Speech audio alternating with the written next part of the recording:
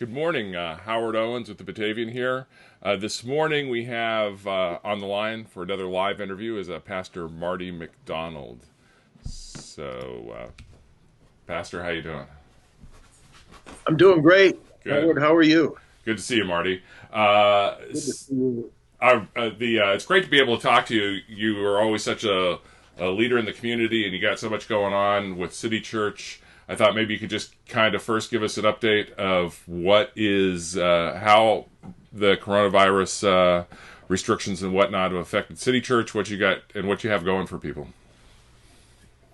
Well, Howard, I've always having an old dairy farmer background in me, like the cows had to be milked twice a day, every day, no matter if it was a blizzard or whatever. That has been ingrained in me. So we've never closed the church on a Sunday because of a snowstorm.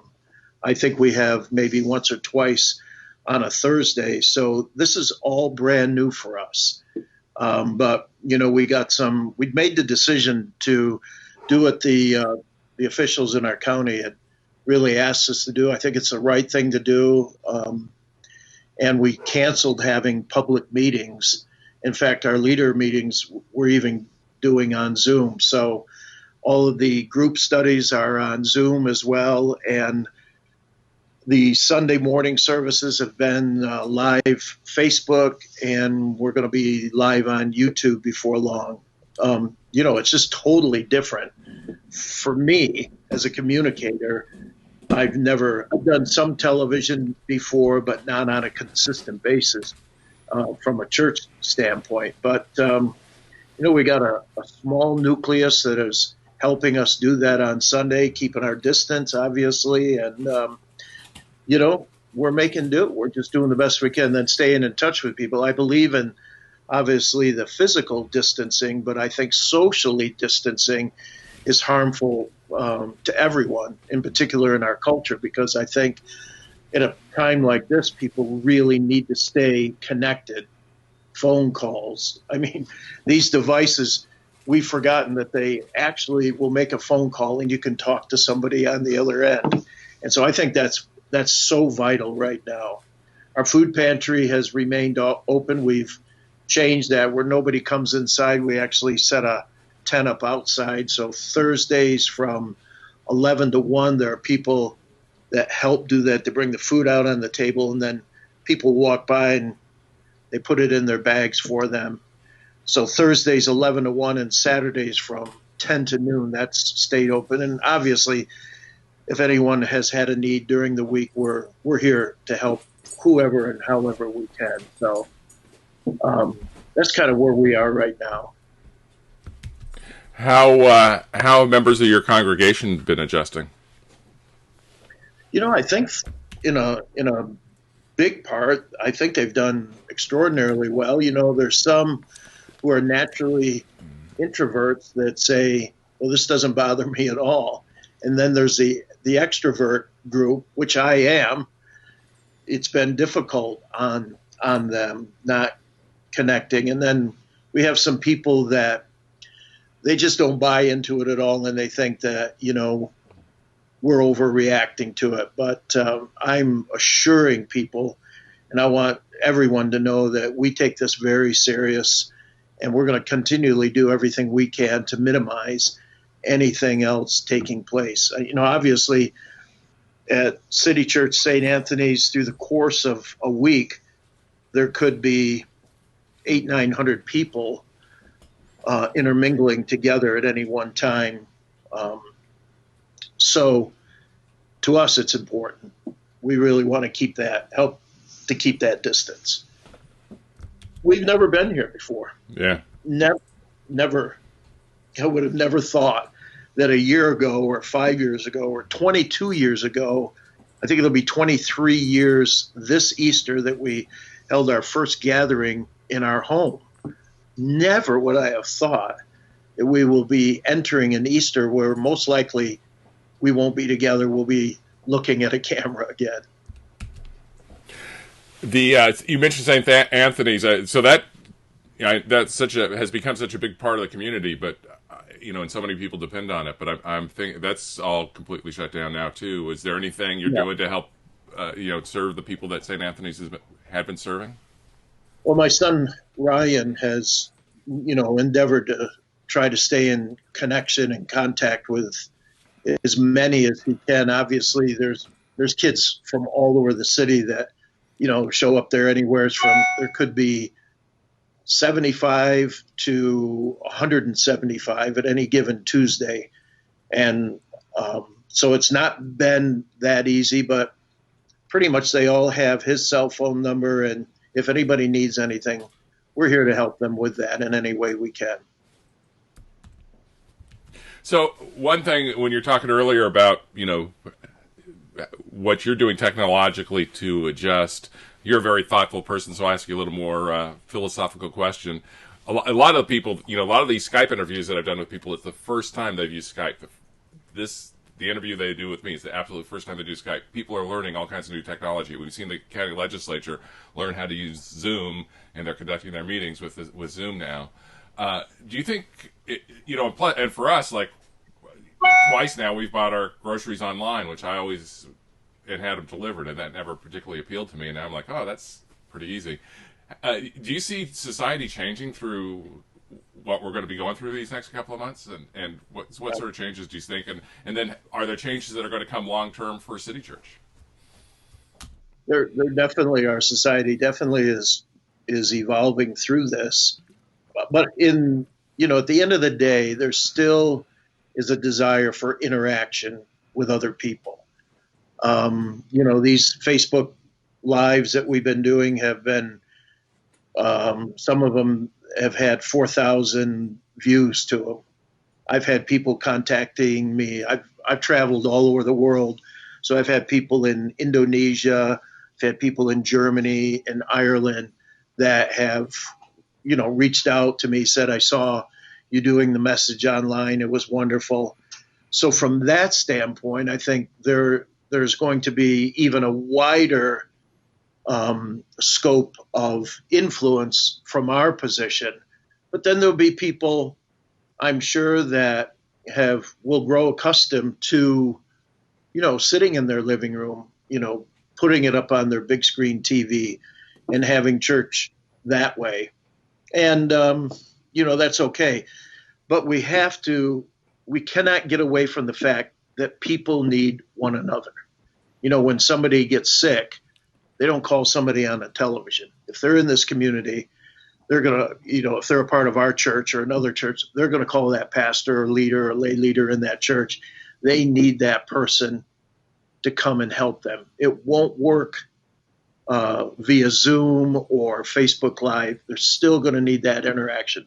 Obviously, we're in a time right now that can't take place. I did my first funeral in a cemetery last week. So those things they're actually changing as well. But I still believe that the interaction with humanity is more important and maybe more intricate in the days ahead than we've even realized. I think I've had a lot of people say, I didn't know how much I needed you. I didn't know how much I would miss this. I didn't know how much that meant to me. And in some cases, I think that's healthy as well. So it's bringing a greater realization on people that, hey, we need one another. One of our taglines is that we do life together. And life gets pretty numb and pretty sterile if you just have to do it alone. It really does. But do I think some things will be evolving? Yes. But do I think, in what I do in the church and communicating the gospel message, I believe, and I've had people say, we need to do this live. We need to, years ago it was television. I just never have been. That's just not me. I'm a small town. I love Batavia. I want to help. I'm a hands-on person. But do I think going forward that this will be an ongoing way of doing what we do? Absolutely, because I think it'll have an opportunity to reach more people. On a kind of more serious note, estimates for unemployment in New York, we don't have actual numbers out, but they're saying next time numbers come out, it could be 10, 20, maybe 30%. We really don't know yet. I know a lot of people in town have lost their jobs, and business people are struggling. There are people that, whose businesses may not be able to withstand kind of what's going on right now. So this is a very stressful time for people too. What do you have to say to people that, and plus people are worried about their own health or loved ones getting sick. So, what do you have to say about, what's your message about the stressful times we're going through right now? Well, we had to make some fast changes here because you don't know what is going to take place. We are an organization that's totally based on people's good faith of giving to us, and we have set up platforms probably 3 years ago where people can give online. They can give through texting and things like that. But even in that, we've had to make some adjustments. But to the business people, my heart goes out to some of these new businesses, new restaurants in the community that have started up. I called our bank right away. Our banks, any lending institution right now has been incredible. They've told us, yes, we'll defer your payment. And I think that's what businesses need to do. This is a season. Seasons come and seasons go. We're going to learn a lot through this season.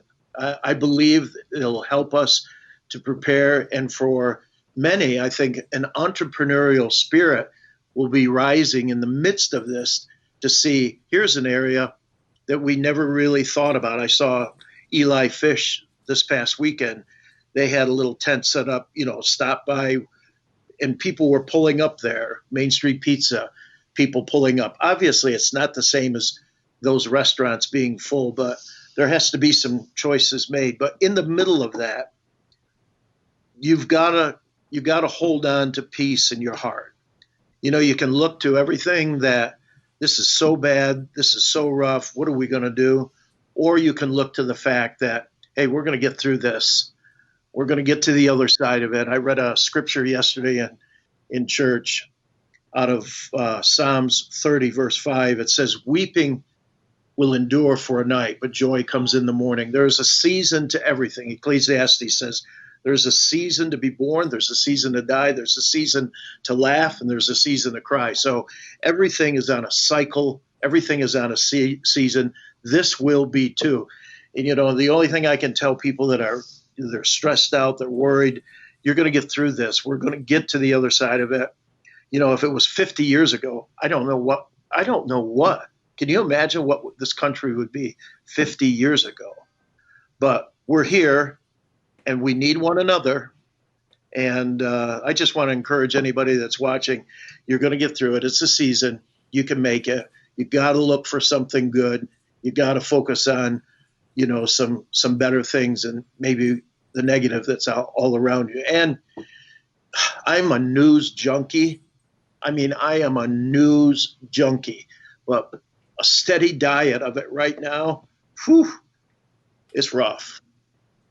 Unless, of course, it's the Batavia. Oh, of course. So, 50 years ago, 100 years ago, 100 years ago, we did go through this with the Spanish flu epidemic. Right. And 500 or 675,000 Americans died in that.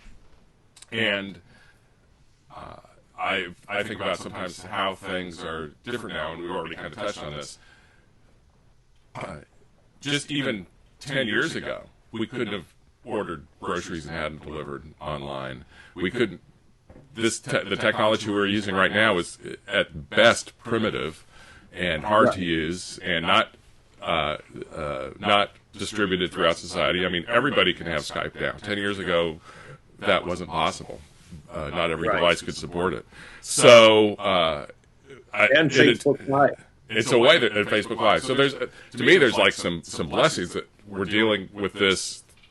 The wealthiest country on earth with the greatest technology gives us, I think, a lot of advantages. Absolutely, so true. And I think as we get through this, we just the Red Cross had asked us to use our Generation Center for a blood drive today. And I opened up for them and I let them in today. And I said, "You have any opportunity I could give blood?" And they said, "No, we're booked from the moment we start to the moment that we end." That's the kind of society that we live in, that when there is a need, and I really believe in Batavia, we live in one of the greatest communities anywhere. People rise up. They want to help one another when there's a need. My oldest son, Ben, he had a thought this last weekend. He told me about it. He said, "Dad, I want to do a GoFundMe. I want to raise money to have a food truck go over to the hospital and pay for everybody's meal, all the doctors, the nurses, all of the staff there. I think he's going to do it tomorrow. I can't remember the day." So he put on GoFundMe to raise $2,000. I looked this morning earlier; he was at 2,700. That's the community that we live in, and I'm telling you, that's something to be grateful for. That when people see a need, they run to it. They really do. And I don't want to say our community is better than anybody else's, but being right downtown here in Batavia, you know that yourself. We live in an incredible community and an incredible part of the country where people, they really care about one another. And I believe when our business is open, I'm a part of the bid. We were talking on Skype just last week. We need to begin to plan a great reopening of Batavia, something incredible, not to wait until, we can open up next week and think, what do we do now? I said, we need to start thinking about it right now. What can we do just to create something just really incredible in our downtown for the businesses and for people to get together? People miss being together. They really do. Well, that sounds great. You touched on the bid, and that was one of the things I just want to talk about. You're so involved in downtown, and this is obviously affecting downtown business. Kind of what do you, and you've sort of hit on some of this already, but what are you seeing? What are your thoughts about what's going on with our downtown business community and how our businesses might pull through this? If anybody, there's kind of a picture of bipartisan in Washington right now, a little picture, a glimmer better than we've ever seen maybe in the last 3 years. We don't really have that in our downtown. There's no bickering back and forth. I mean, there may be a little here and there, but I really don't see it. I think that this city, this town, we will come together. The business people in our downtown, they are phenomenal. They are hard workers. They are devoted. They love what they do. And I see when this city opens up, us getting together. I've been wanting, and I've talked to Beth about this for some time, to just have a breakfast. The bid does an annual meeting. We do some other things once in a while, but I think it would be great just to have a breakfast together with all the business people. Let's really barnstorm some things that we could really move this city forward and just work together in a great way to bring some more business, some more interest. We've got some great places in this downtown.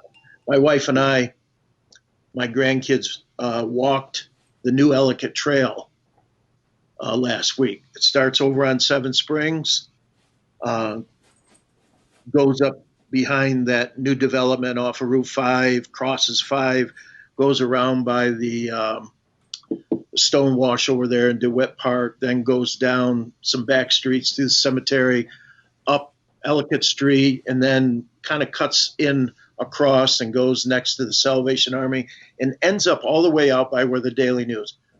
That is fantastic. I can see things popping up. Have you ever been to the High Line in New York City, Howard?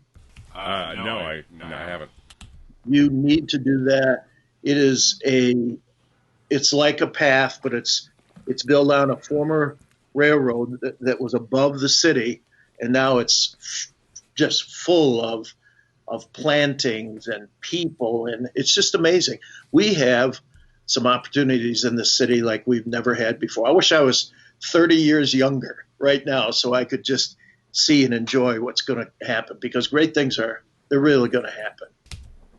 That's great. I think you're right. We will get through this, and I think a lot of those great things will indeed happen. Is there anything else you wanted to add, Marty?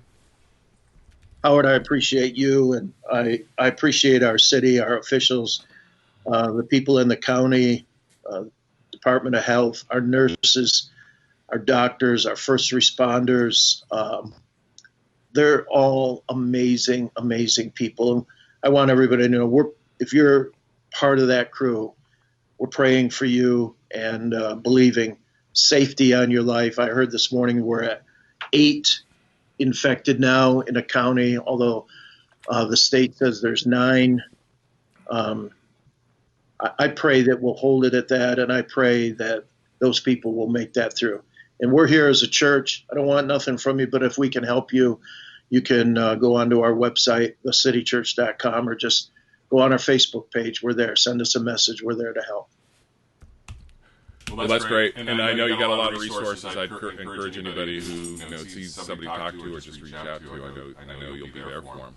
So Marty, appreciate your time this morning, and I think a lot of people watching this will appreciate it. So thank you for joining us. Howard, thank you. Take care. Take care. So this is Howard Owens with the Batavian. Another live interview this morning with Marty Macdonald. I really appreciate his time. Nothing scheduled right now for the live interviews today, but I'll see if I can get something else lined up. And of course, we'll have ongoing coverage throughout the day as events warrant. So again, thank you, Marty. Take care.